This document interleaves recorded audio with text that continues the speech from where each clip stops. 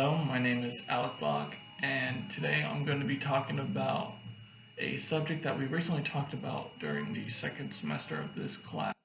We'll be talking about prisons and mainly focusing on overcrowding, if it's a problem, and then also talking about a riot that recently happened in a certain prison and if overpopulation was a factor. Now, the prison that I selected is Pelican Bay State Prison, which is located 13 miles from Oregon. It is 275 acres on the north coast of California. It was built fairly recently, actually. It was built in 1989. The reason why this is one of our newer prisons out in California, it was mainly built to accommodate the growing population of the maximum security inmates. The state of California and probably the United States had many criminals that were considered to be needing maximum security, but not enough beds to place them. And though some may think that, oh, we can just throw them in any prison, it doesn't matter, there's a reason why they have a label of like they need maximum security, and it's because they are not only a threat to obviously the public, and hence why they are being sent to prison, but also they are a threat to the inmates in the prison, as well as the correctional officers or COs that are working in there. The inmates can be a threat. So talking about housing in Pelican Bay, Pelican Bay is known throughout the state of California, probably known throughout the United States for housing the most serious criminal offenders. Half of the population, or GP, is, or at least half of the population is in general pop, or GP, while the others are placed in a secure housing unit, or known in the prison as the SHU, SHU. When placed in the secure housing unit, that's usually like your solidarity. That's your confined single cell because they did something wrong. They also have a restricted custody general population, or an RCGP, which is a 96 bed unit for those transitioning back to general population with custodial, custody, or safety concerns. So the COs are concerned that though they have served their time in the SHU, they are still possibly a threat to the general population. Not since Pelican Bay is mainly known for maximum security, which if you look it up on the California Department of Corrections and Rehabilitation website, it is known as a maximum security. Even on Wikipedia, it is known as maximum security. They also have a level 1 minimum support facility, which is located outside of the gates of the prison. Here, this is where nonviolent offenders are placed. They also have a firehouse with 8 full-time firefighters who are actually inmates. And then for the minimum support facility, it has 400 beds.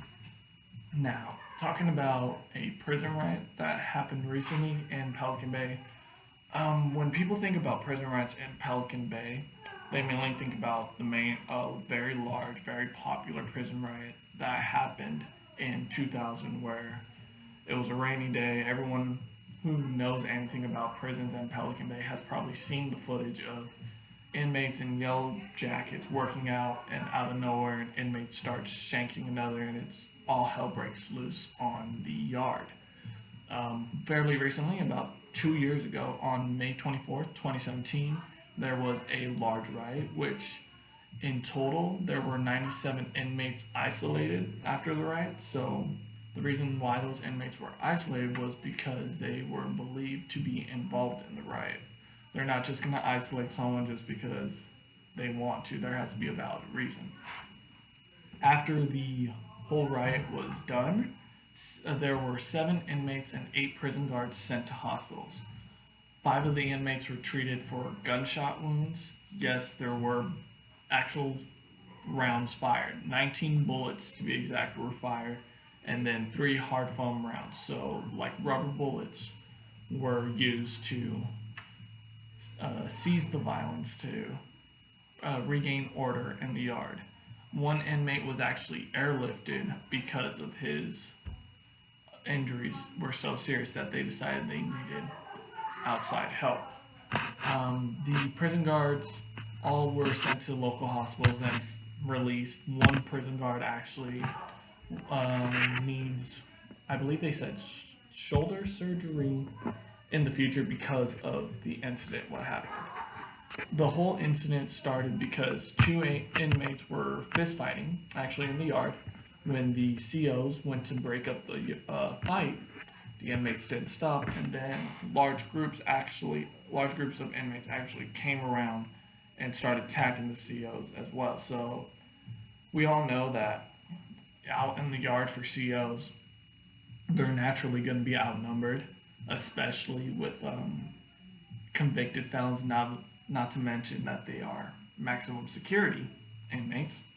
So it is honestly surprising and great news that none of the prison guards were actually killed because of the great numbers that they were outnumbered by. Now, we can talk about overcrowding. Was overcrowding a factor with this prison riot? Well, currently looking at the stats of what Pelican Bay is, it currently holds about 2,000 inmates and employs about 1,300 guards. Now, looking at that, you can already tell that the guards are going to be outnumbered by about 700 inmates. So, was overcrowding a factor? You can say possibly, you can say yes, because there's too many inmates to too little guards and stuff. But there's always ways to avoid a riot, even with overcrowding. As stated before, the guards were always outnumbered. And in any prison that you look at, almost all the time, the prison is either overpopulated, so over what its built capacity is, or they just do not have the correct number of COs, the correct number of guards. One of the main things that can help prevent a riot or possibly an attack on a CO is respect and safety. Now, it sounds weird talking about how, COs need to have respect for inmates. Shouldn't it be the other way around, of inmates having respect for the COs? It's like life out on the streets. It's a two-way street. Respect is earned. It's not given. And you can't expect respect but not give respect back. So what happens is that if a CO is actually fair with either punishment or just treating inmates correctly, they're doing their job, but not beating him behind the prison bus or mistreating him, cursing him out, starving him, stuff like that, then there's that respect of, hey, you know what? Yeah, I'm locked up. I know what I did wrong. He gets to go home. I'm stuck here, but you know what?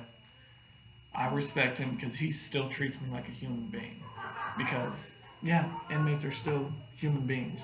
Even though, yeah, they've committed crimes, they're locked up. They may have lost rights, but it's okay. They're still humans.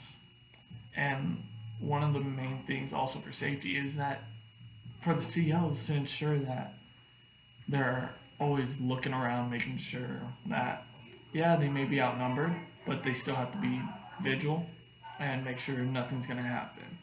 Also, there have been strikes over conditions in Pelican Bay.